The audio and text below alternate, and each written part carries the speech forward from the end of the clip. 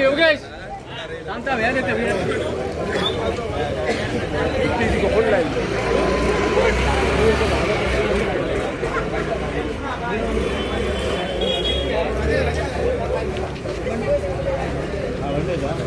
आता कसला याचा मी काय निकाल देणार आहे त्याच्यामध्ये? आरो इथेच आहेत ना, शहरामध्येच आहेत ना, मग काय झालं याला? तुम्ही काय निकाल देणार तेवढं मला सांगा, मग बाकीचं मी पुढे बोलतो. हा, असं बरोबर नाही ना. तुमची याच्यात चूक नाही, तुम्हाला पाठवलं असेल पण त्यांनी यायला हवं होतं. ही काही साधी सुधी रोज होणारी गोष्ट नाहीये. त्यांना बोलून घ्या, फोन करा त्यांना.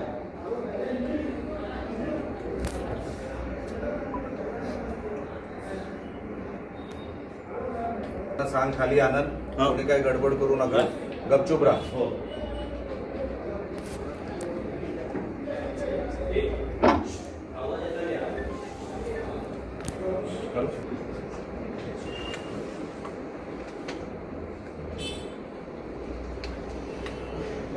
साहेबांना जरा दाखवून या ना, बघून. हा,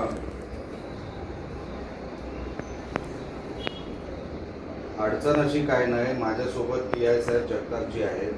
तुम्ही काहीतरी 2 फ्लाइंग स्क्वॉडचे अधिकारी पाठवलेले आहेत. आता मला एक सांगा, ह्यांच्याकडे पुढची डिस्क्रिशनरी पॉवर काय आहे या अधिकाऱ्यांना ज्यांनी तुम्ही पाठवले?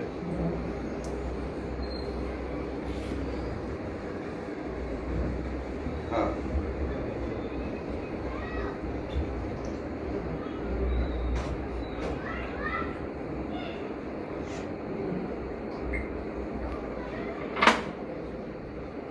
ते तुम्ही जमा करा, मला त्या रकमेशी काही घेणं देणं नाही. आता तुम्हाला एक गोष्ट मला सांगायची आहे, हे फक्त एका घरात होत आहे अशातला भाग नाही. ही एकच बॅग नाही आहे, शोधाशोध करावी लागेल. या घरात पण अजून अमाऊंट आहे असा माझा आरोप आहे.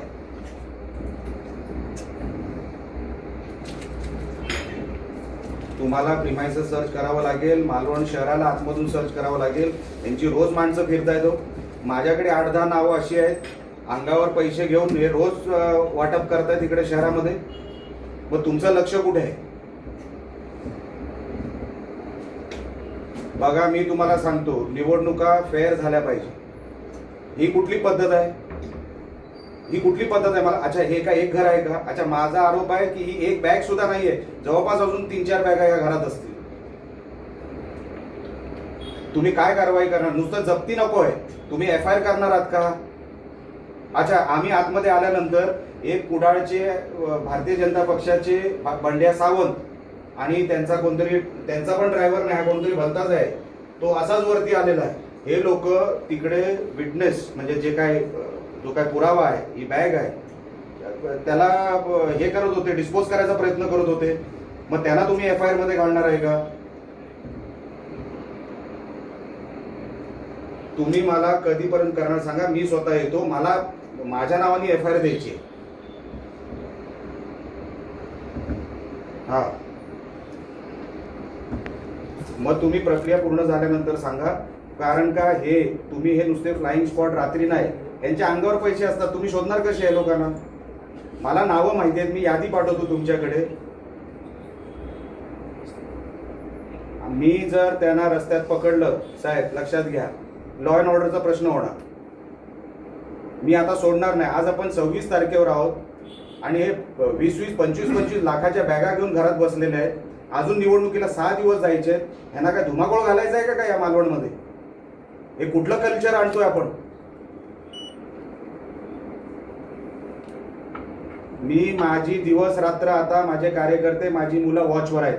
एक जरी सापडला मला याच्यातला, मी जागेवर बंदोबस्त करणार. पोलिसांच्या समोर सांगतोय, साहेब जगताप साहेब, आपल्याला पण आपली गस्त वाढवावी लागेल.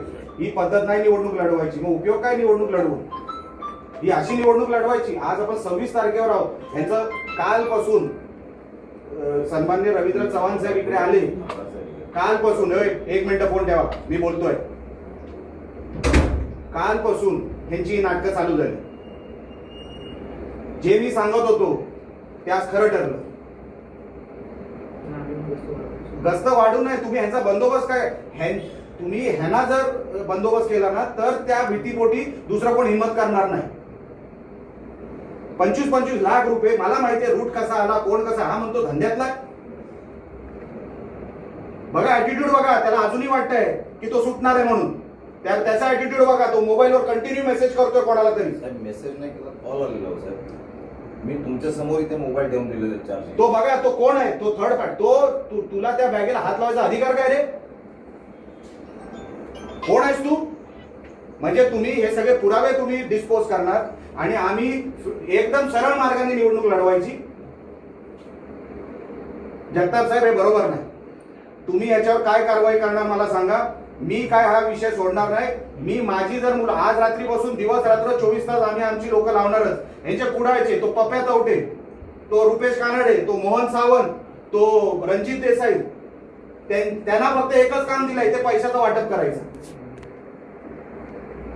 त्या अंगावर पैसे घेऊन वाटप करतायत सगळीकडे. ह्यांच्यावर साहेब योग्य ती कारवाई करा. मी उद्या परत तुमच्या कार्यालयात येणार. मी आपल्यालाही सांगतो, मी परत तुमच्या कार्यालयामध्ये, मी उद्या तुमच्या कार्यालयात आहे. मला काय तुम्ही कारवाई करताय, आणि नुसती एका घरात नाही, सगळ्या जिथे तुम्हाला आमच्या पक्षाच्या कुठल्या घरात जायचंय तरी तुम्ही जा, काही हरकत नाही. माझ्या घरात सर्च मारायची, माझ्या घरात सर्च मारा, काही हरकत नाही.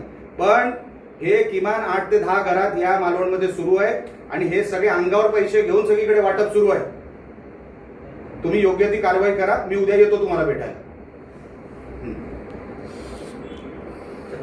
तर आता मी तुमच्याकडे हँडओव्हर करतो. माझं काम इकडे झालेलं आहे. बाकीचं तुम्ही बंद, आता बाकीची प्रोसिजर तुम्ही करा.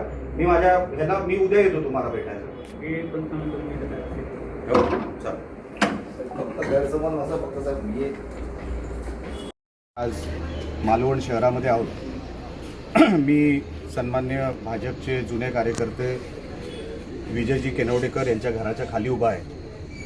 आत्ताच तुमच्या सगळ्या कॅमेरामध्ये कैद झालं असेल की त्यांच्या घरामध्ये 20-25 लाखाची, म्हणजे 20-25 लाख असलेली एक बॅग मिळाली पैशाची. त्याच्यामध्ये साधारण मला वाटतं बघून 20 ते 25 लाख रुपये असावे.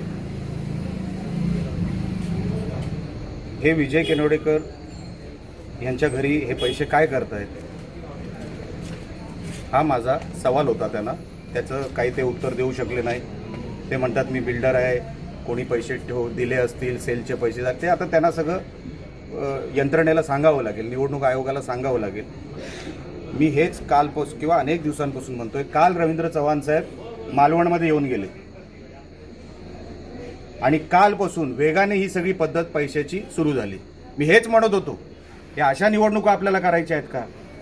ही पद्धत आहे का निवडणूक लढायची? तुम्ही मैदानात येऊन लढा ना. आज आपण 26 तारखेवर आहोत. 26 तारखेला एका घरामध्ये, माझा आरोप अधिकाऱ्यांना पण आहे की हे काही एकच बॅग नाही आहे, त्या घरात अजून बॅग आहेत, त्या शोधून काढाव्यात, निवडणूक अधिकाऱ्यांनी शोधून काढाव्यात आणि योग्य ती कारवाई ती करणार किंवा त्यांनी करावी. पण ही निवडणूक लढायची जर आपण आज 26 तारखेवर आहोत, अजून 5 ते 6 दिवस जायचे. एका घरामध्ये तुम्ही 25-25, 50-50 लाख रुपये भरून ठेवलेले आहेत. मालवणमध्ये अशी 8-10 घरं आहेत. काय करायचं तुम्हाला निवडणुकीमध्ये? नेमकं काय धुमाकूळ घालायचं तुम्हाला? जिल्ह्यामध्ये अशा निवडणुका कधी होत नव्हत्या. ही कुठली पद्धत आहे? ही निवडणुकीची जर पद्धत असेल तर काय निवडणूक लढून फायदा आहे? अहो, ते घर बघा, विजय केनवडेकर, त्यांच्या घरात फोटो बघा. 2 फोटो तर मला सन्मान्य रवींद्र चव्हाण साहेबांचे दिसले. मी जे काय आरोप करत होतो की कशासाठी आपण हे सगळं करताय, पुरं वातावरण गढूळ करून टाकायचं, शहराची वाट लावायची, ह्यांना काय विकास करायचा नाहीये. ह्यांना हेच करायचं आहे, कुठल्या तरी मार्गाने हेच करायचं आहे. म्हणून माझी विनंती निवडणूक आयोगाच्या अधिकाऱ्यांना पण होती. फ्लाइंग स्क्वॉड आला होता आणि सन्मान्य PI जगताप साहेब होते. त्यांनाही मी सांगितलेलं आहे, साहेब उद्या मी परत तुमच्या कार्यालयामध्ये येणार. मला तुम्ही काय कारवाई करताय, हे भारतीय जनता पक्षाचे मी यादी देणार आहे, कोण कोण कार्यकर्ते इथे पैसे वाटतायत ते. पप्या तवटे, तो रुपेश कानडे, तो रणजित देसाई, तो मोहन सावंत, अंगावर पैसे घेऊन वाटतायत सगळे.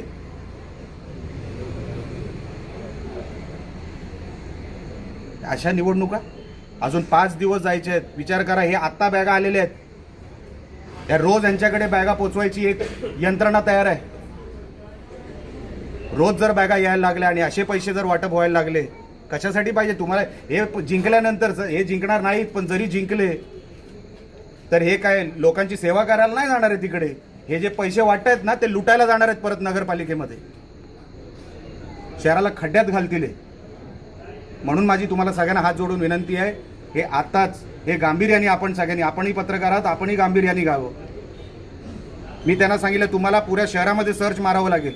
लॉ अँड ऑर्डरचा प्रश्न तयार होईल. आज रात्रीपासून जशी पोलीस यंत्रणा असेल तशी माझी पण यंत्रणा असतील. मला बघायचं आहे या शहरामध्ये हे कोण धुडगूस घालतोय. पण मी हे होऊ देणार नाही. मी सगळ्या यंत्रणेला सांगितलं आहे माझ्याकडून पूर्ण सहकार्य मिळेल, पण हे सगळे जे घाणेरडे प्रकार चालू ना ते थांबवावेत. एवढं सांगून आता मी सन्मान्य विजय केनवडेकर आणि बंड्या सावंत वरती आहे. तो कुडाळचा कार्यकर्ता मला सांगितलं मी फ्रेश व्हायला इकडे आलो. अरे तू फ्रेश व्हायला इकडे का आला? तुझा काय संबंध आहे या घराशी? आणि ड्रायव्हर, मी बोललो तू वरती काय करतोय? म्हणतो चावी द्यायला आलो. आम्ही जेव्हा आतमध्ये शिरलो आणि विचारलं, म्हणजे बघत होतो, तर हे दोघं आतल्या खोलीत, जिथे तुम्ही पैशाची शूटिंग केली असेल, हे दोघं आतल्या खोलीत पळाले आणि ते पैसे डिस्पोज करायला ते प्रयत्न करत होते. त्यांना माहीत नाही मी तयारीने आलो होतो. खालपर्यंत इकडे सगळी तयारीने होतो. ते पळायचे सगळे मार्ग बंद होते. त्यांना जेव्हा कळलं ते गपचूप वरती बसले. त्या विजय केनवडेकरांची घमेंड बघा किती आहे. त्यांना माहिती आहे ते सुटणार आहेत. काही होणार नाही त्यांच्यावर कारवाई, किरकोळ काहीतरी कारवाई होईल, ते सुटणार आहेत. त्यांना माहिती आहे सगळं. म्हणून बघा त्यांची शूटिंग घ्या, तुम्ही घेतलीच असेल. काय घमेंड आहे चेहऱ्यावर. हे पैशाचं घमेंड आहे. उतरवायला वेळ लागणार नाही.